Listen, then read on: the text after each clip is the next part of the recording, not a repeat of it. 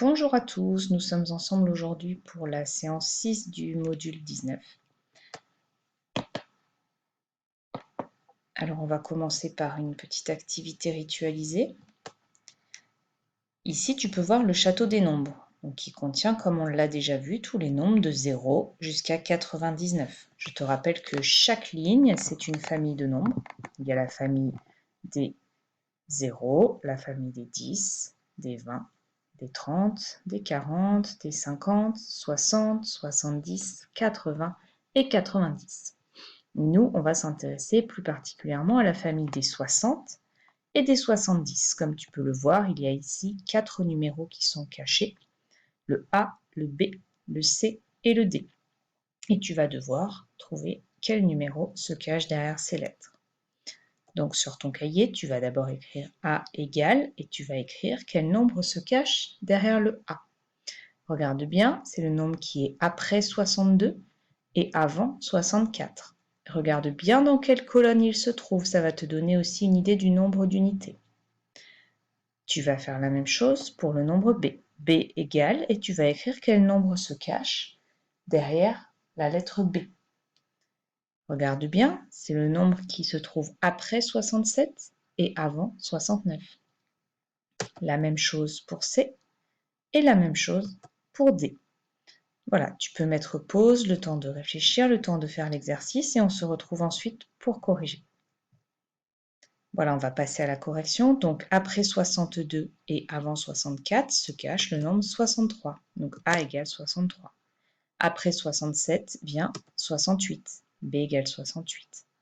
Après 71 vient 72. C égale 72.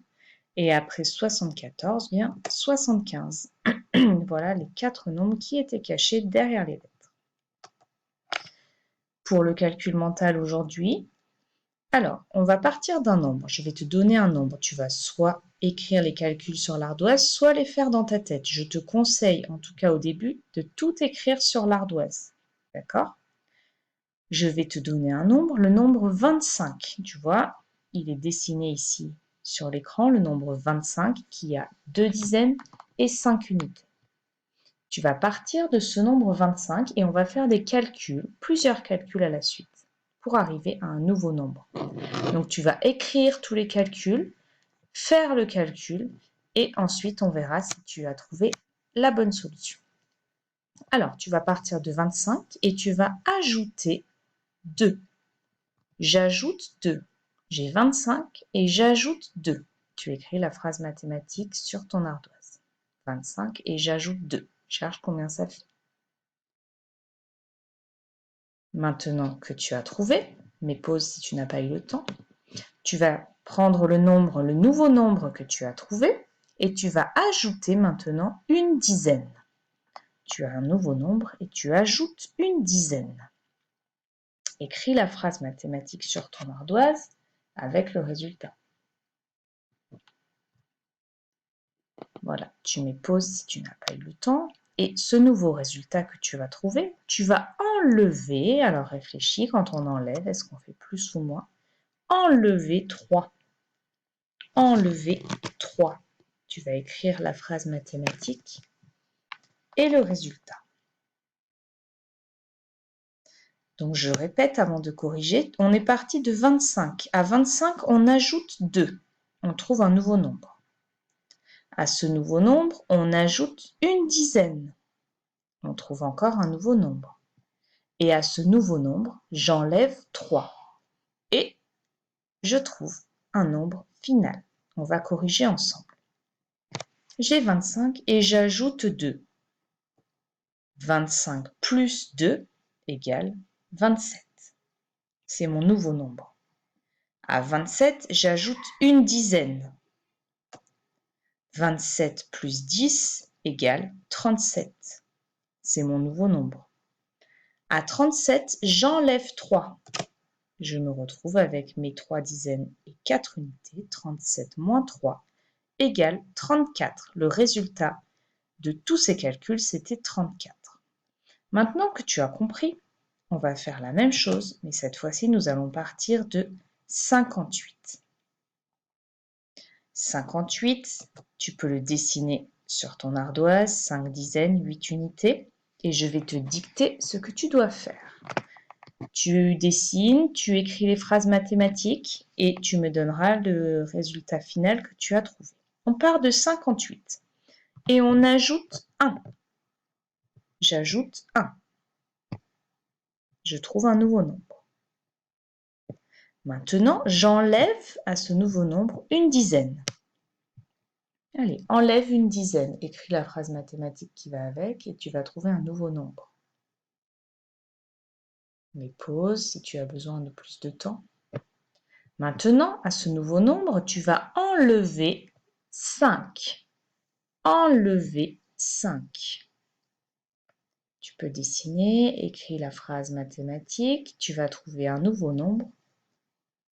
Et à ce nouveau nombre, pour finir, tu vas ajouter 2 dizaines.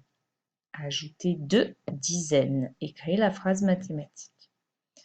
Et tu vas annoncer le nombre que tu as trouvé. On va corriger ensemble. J'ai 58, j'ajoute 1, donc je fais 58 plus 1 et je trouve 59. Maintenant, j'enlève, donc je vais faire moins, j'enlève une dizaine. 59 moins 10 égale 49. À 49, je vais enlever, donc je vais encore faire moins, enlever 5. 49 moins 5 égale 44. Et à 44, je vais ajouter, donc plus, 2 dizaines. 44 plus 20 égale 64. Normalement, tu devais trouver 64. Tu peux t'entraîner à refaire ces calculs que papa et maman peuvent te dicter.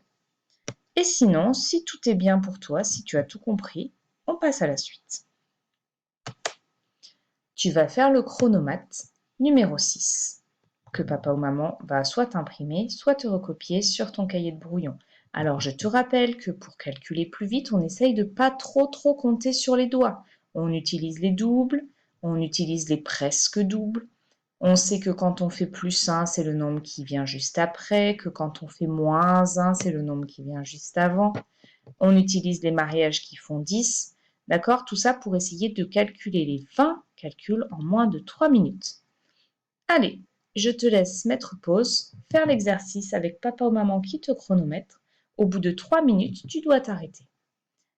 C'est parti. Voilà, si tu as terminé le chronomate, nous allons passer à la suite. Une petite séance d'apprentissage sur les mesures. Alors, je vais te montrer comment on peut mesurer en utilisant un étalon. J'ai cette bande blanche à mesurer et je vais utiliser ma petite bande bleue qui est ma bande unité. Je la place bien au bord, et avec mon crayon, je viens tracer un trait au bout de la bande bleue. Ensuite, je l'enlève, je la remets sur le trait, bien au bord, je la tiens bien, je viens tracer un trait.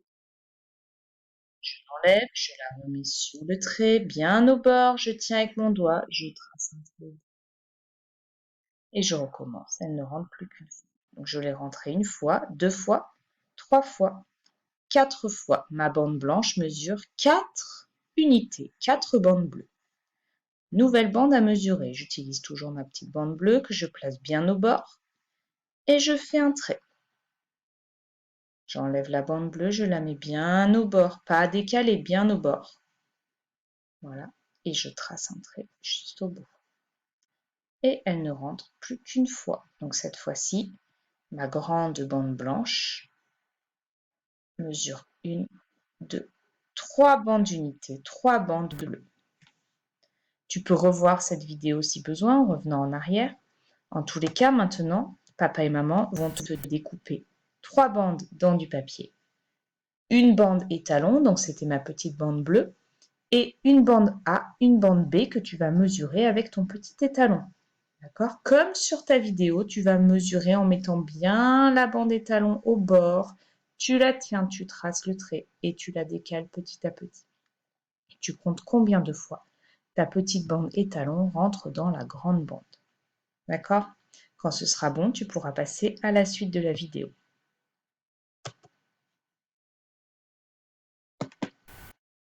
Si je reprends une grande bande et un petit étalon, il mesure 1 cm celui-ci. Je reporte mon étalon une fois. Je me remets sur le trait 2 fois, 3 fois, 4 fois, 5 fois,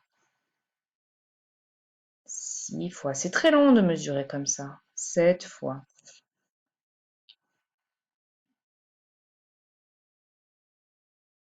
Là, je l'ai reporté. J'écris combien de fois? Voilà, j'ai reporté 7 unités. Tu vas observer qu'en fait, la règle graduée, ça correspond à la même chose. La règle graduée, cet outil pour mesurer qu'on a dans nos trousses, il évite de reporter le petit étalon plusieurs fois. On peut lire directement la mesure sur la règle avec les nombres qui sont marqués. Et ça va beaucoup plus vite pour mesurer que de reporter l'étalon comme tu viens de le faire. Donc cette fois-ci, en utilisant ta règle graduée, tu vas devoir faire des mesures. Attention, pour bien utiliser une règle, c'est comme l'étalon, je dois bien placer le 0 sur le début de mon trait à mesurer. D'accord? On ne le place pas n'importe où, on se met bien au début. Et en utilisant une règle graduée, tu vas mesurer les bandes A, B, C, D, E et F du document que j'ai envoyé à papa et maman. Voilà, je te laisse faire le travail, nous t'enverrons la correction demain. Je te souhaite un bon travail et je te dis à bientôt. Au revoir.